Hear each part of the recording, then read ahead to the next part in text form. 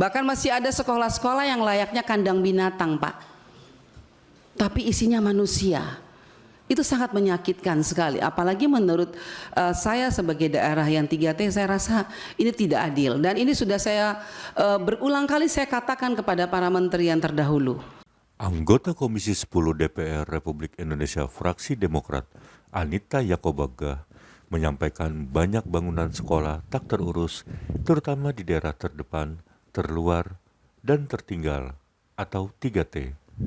Bahkan dia mengibaratkan sekolah rusak seperti kandang binatang, tapi diisi manusia, yang tak lain adalah anak-anak Indonesia.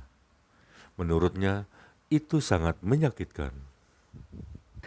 Baik, Ibu Pimpinan dan Bapak Menteri, kami dari fraksi Partai Demokrat pertama-tama mengucapkan selamat untuk pemerintahan yang baru.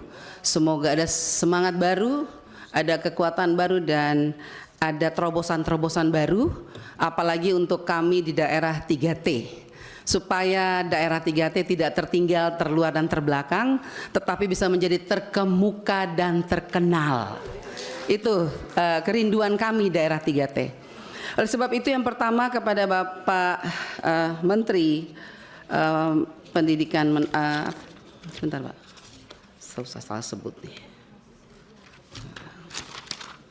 Ya, Bapak Menteri Mendikdasmen ya, Mendikdasmen.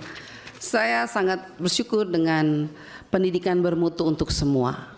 Dan doa kami Pak, semoga pendidikan bermutu untuk semua ini betul-betul terlaksana dengan baik sampai ke tingkat daerah, khususnya daerah 3T. Karena kita ketahui selama ini bahwa persoalan di daerah 3T masih sangat kompleks. Kalau kita bicara soal prasarana dan prasarana sekolah, masih banyak yang hancur.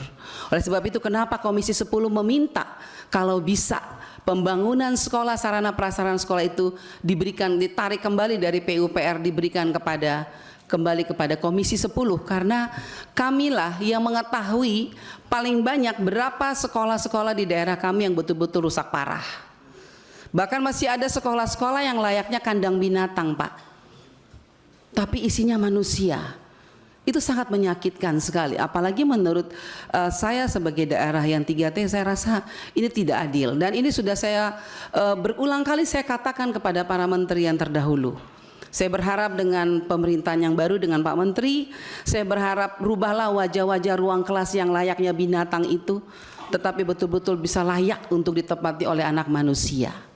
Apalagi mereka tertinggal dan terbelakang, mereka penuh dengan harapan-harapan dengan pemerintahan yang baru. Yang kemudian saya juga memohon semoga dengan pendidikan yang bermutu ini Pak, kalau kita melihat masih ada data, memang ini data 2023. Untuk tingkat SD saya bicara soal angka putus sekolah Pak. Untuk anak yang tidak sekolah itu datanya ada masih dari 23 juta siswa untuk SD saja.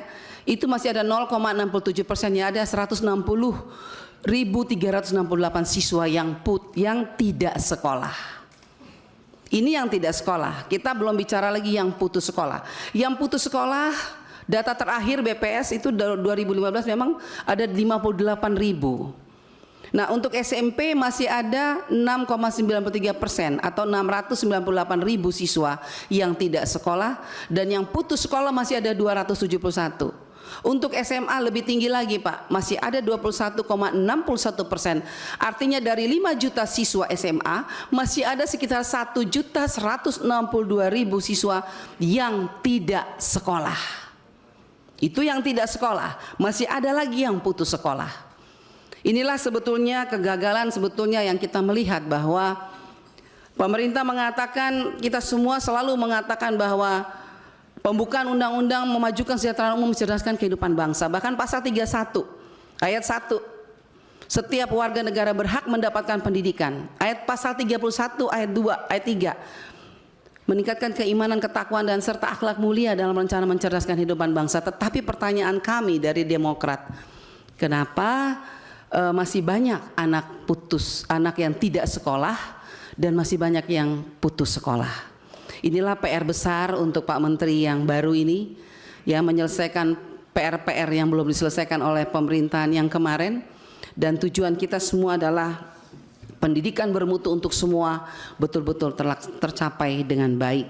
Oleh sebab itu Pak, sekali lagi saya mohon perhatikan angka-angka putus sekolah dan anak-anak yang tidak sekolah ini.